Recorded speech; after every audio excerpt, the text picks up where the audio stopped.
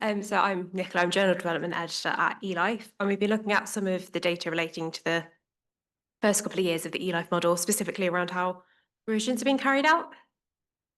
So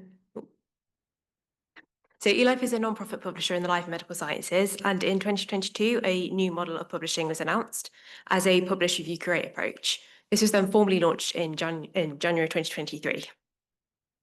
So in this model, authors have freedom on which reviewer comments to address and when to declare a final version of their work.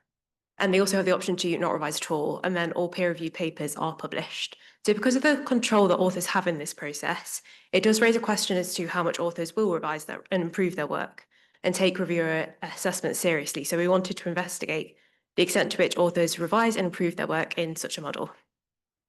So as a brief overview of the model, around 27% of submissions were sent for review in the period that we were looking at publications from, and this is determined by assessment by editors in the relevant field. If sent for review, a preprint is required, and then this is posted on behalf of the authors if it's not already available at this point. After review, authors receive a set of public reviews on their paper and an eLife assessment. This eLife assessment I'll explain a bit more on the next slide, but these are in place of an editorial accept, reject, revise decision. And instead, after peer review, all cases receive a eLife reviewed preprint, which consists of the preprint as it was reviewed and alongside the eLife assessment and the public reviews. And authors can also provide responses if they want to do so at this point. So this is when the author choice comes into it. And for revisions, papers will be reassessed and a new version of reviewed preprint is published, with the original also remaining online. Then authors also have the option to submit elsewhere after this point as well, but they can choose after either the initial or the revised version of the reviewed preprint to declare the final version of record. So this uses the latest version of the reviewed preprint and no further changes can be made, and it's equivalent to a traditional journal article.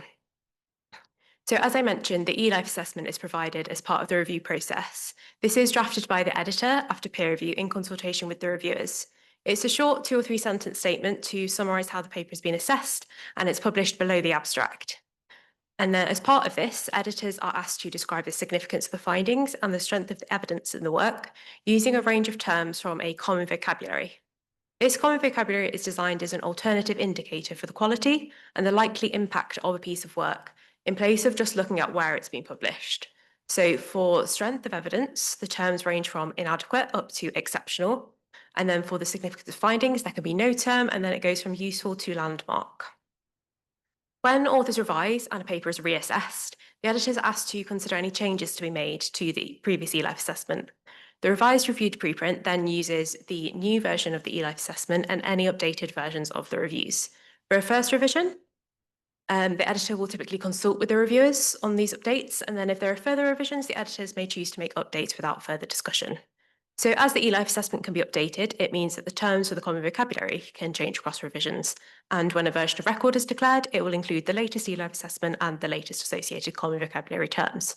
So to investigate the extent to which authors revise and improve their work, we looked at how the terms selected in the eLife assessment have changed between the first and final versions of a publication, along with the number of rounds of revision that authors are carrying out.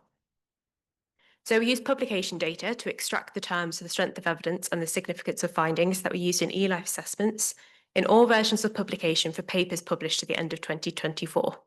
This included 2,918 reviewed preprints and subsequent versions where they were available.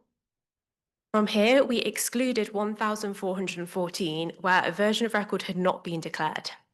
So we excluded these because we can't draw conclusions about how these publications have changed or that they might change further, given the variation in how long revisions take, for example. So this left us with 1,504 where a version of record had been declared. However, for the strength of evidence, editors are allowed to select more than one term to describe this. So to allow for cases where the evidence supporting some claims in a paper might be stronger than the evidence to support other claims. So as it would be harder to measure changes when multiple terms are involved, we chose to exclude a further 213 reviewed preprints, but either the first or final version had multiple terms selected, resulting in a final sample of 1,291 reviewed preprints and their respective version of record. So we measured the distribution of the strength and significance terms at the first and final version of these publications. We looked at how many improved, how many remained the same, or how many decreased from the first version, both overall and based on the initial term for the strength of evidence. And we also calculated the number of rounds of revision carried out for all reviewed preprints before a version of record was declared. based on overall publications and also by the initial strength of evidence term. So when we look at the distribution for the strength of evidence terms in the first and final versions, we see that the most frequent version in orange was solid, followed by convincing, then incomplete. And when we look at the blue bars for the final version of record, we now see that convincing was the most frequent term, and there was a large reduction in the use of incomplete. So there is an overall shift in the distribution, and when we quantify these overall changes, we see that there are improvements in 39.4% of cases. A few percent decreased, and 57.7% remained the same. So while the term for the strength of evidence improved overall in just under 40% of cases, if we look at where changes are seen based on the initial strength of evidence terms, there are differences. So for those which were first described as inadequate or incomplete, about 76-78% had improved. For inadequate, around half actually had improvements to solid or higher. Then for solid, around half of them improved and half of them remained the same. And for the remaining terms, these tended to remain the same more often and improved a lot less frequently. So it seems logical that as a paper initially has strong evidence to support the claims, there's less scope for it to improve. But it does suggest that authors are putting in work to address reviewer concerns and improve things when conclusions are deemed to have incomplete or inadequate evidence to support them. Now, when we look at the rounds of revision, we saw that 96% of VORs were declared after at least one round of revision. So only 4%, which was 51 of the publications, were declared without. If we then look within these groups of publications, based on how many revisions the paper went through before a VOR was declared, and break these down by the initial term for the strength of evidence with the percentages shown in the lower part of the table, with these versions of record declared without any revision, most were described as solid or higher in the reviewed preprint. Only 13.7% had an initial term of incomplete, and none were described as inadequate. This suggests that authors are mostly only proceeding without revision where the evidence in a paper is initially stronger. Also, it's not shown on the slide, but when we look at the papers initially described as incomplete, only 2.7% of those went without revision. So if we pair this with the improvements that we saw to the terms on the previous slide, it further supports the idea that authors with papers with lower initial strength of evidence terms are making efforts to revise and aren't disregarding reviewer and editor comments. And then I'll also highlight on this slide that while some authors carried out 2 or 3 rounds of revision, the vast majority of versions of record were declared after only 1 round of revision. So this is a good indicator that authors also aren't going through excessive rounds of revision and wasting reviewer and editor time in the process. And then finally, when we look at the distribution of the terms for the significance of findings, we can see that the most common terms in the first version, again, the bars in orange, are important, followed by valuable. And we saw that these remain the most frequent for the versions of record. So while some shifts in the distribution can be seen between the first and final version, these change less overall than the changes that we saw to the strength of evidence terms, and they remain the same in nearly 80% of cases. And we don't think that this is completely unexpected. So we'd anticipate that the significance of a piece of work would be more closely tied to the initial question that authors are setting out to address when they plan their work, whereas the strength of evidence would be tied more closely to the methods that they chose to answer the question. And we'd expect those to be more influenced by peer review. So in conclusion, authors will revise to improve the work in the majority of cases, particularly where the strength of evidence is first described as incomplete or inadequate. Most versions of record are declared after just a single round of revision, and the significance of findings terms changed less often than the strength of evidence terms. Thank you.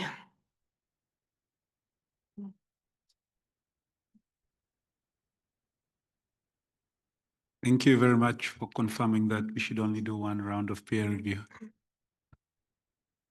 Any questions? Yes, sir, at the back. Go ahead. Johnny Anidis, Stanford. Very interesting information. I'm wondering whether you have some background data on whether revisions added new data, new analysis, or more like conceptual discussion of limitations or change of interpretation. Is the rate of change in strength of evidence is really very high. And at least in other empirical studies of published papers versus submitted papers, the vast majority do not really add new evidence. Most of the changes usually are more discussion, interpretation, some limitations, some phrasing, but no new evidence. So, the strength of the evidence probably would not change. Perhaps it is present it in a more balanced way, but it's not that it becomes stronger. People just acknowledge that there's limitations or phrase it in a more appropriate way. Yeah, so that's not something that we have got data on, but I think I do sort of agree that it's possibly not necessarily that the authors have changed the evidence, but it's maybe they've changed the conclusions to sort of fit what the evidence they do have is much. So therefore, it is a stronger evidence for that conclusion, potentially is how it's being changed. Yes, sir, go ahead. Matt Goldrick, Northwestern. I just wanted to thank eLife for being so transparent and open to thinking about how to improve their processes. It's wonderful. Could you go back to the slide where you had the distribution of scores at each round after 0, 1, 2, 3 rounds of revision? That's table, yeah. And I was just wondering about, you were saying, which I think is definitely true, that it's great to see people conserving scarce reviewer resources by not doing many rounds. I was wondering if you also have data about two things. One, is the distribution after one round really any different? So basically, do the scores shift much once you get past one round of review, or is it basically all the improvements that are going to happen after the first round? Do people continue to actually? So are you asking whether the changes that I've seen are between the first version and the second version? As the bulk of changes after the so it's not something that I've actually explicitly looked at, Okay. but it is an interesting question to see whether it is actually changing further after that. We just sort of looked at the first term and the final term to see the overall change that there was.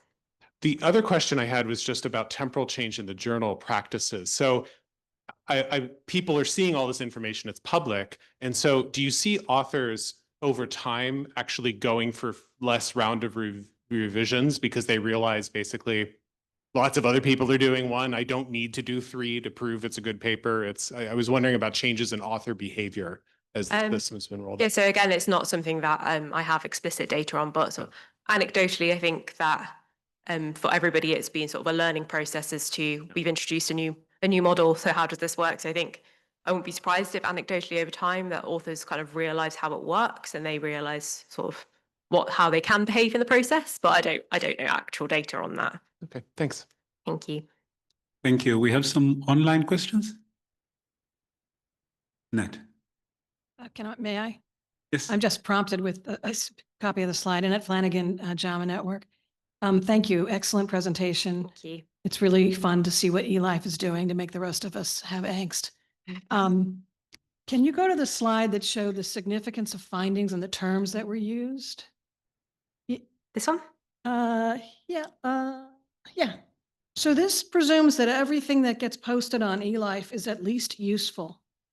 Don't you have anything that is not? Well, there were 3 that had no term, but I think sort of there is the editorial triage step, so that would hopefully sort of mean that Roughly what percent never makes it on to the eLife platform? So for the period that we were looking at publications from, it was 27.7% were sent for review, and then after review, it will be published. So there will sort of be an assessment as to whether it's useful to have this work being peer reviewed. So that's your marker for things that would not be useful. I mean, I'm assuming you receive things that would be considered not useful. Yeah, so sort of one of the things that we ask editors to consider when sending a work for review is whether it's of sort of value to a wider audience and who it's actually going to be relevant to have the reviews for, rather than it being a very niche piece of work that. Or just garbage. Yeah. Thank you. You answered my question. Thank you. Thank you. Yes, sir. Go ahead. Hi, Robert Thibault, Coalition for Learning Science. I'm curious, has this been applied to published articles at all? Have you taken these editors and seen if they go to a journal, what they would evaluate the articles in a specific journal to be? As in, would these articles be accepted or rejected elsewhere? Is that what you? In this case, you have 2% being exceptional. I think that was the number. I'm wondering if you applied the same strategy to science articles, what percentage of them would be considered exceptional? I imagine it hasn't been done, but I don't know if that's something you've looked into at all.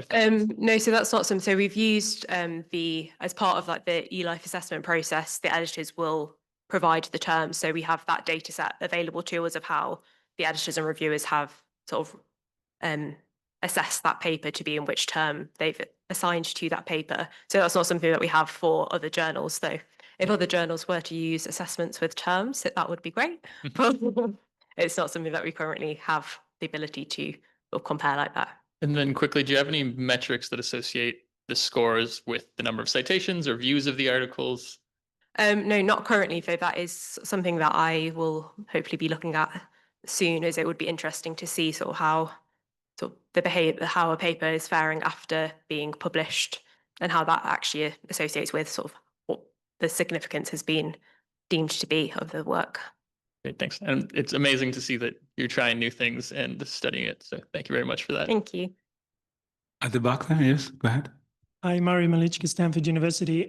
Sort of following on what Robbie said, do you have any reliability or validity scores for your assessment? Meaning if two different editors were assessed, would the score would be different? Do you have any data on, this is an evaluation by one editor, I presume?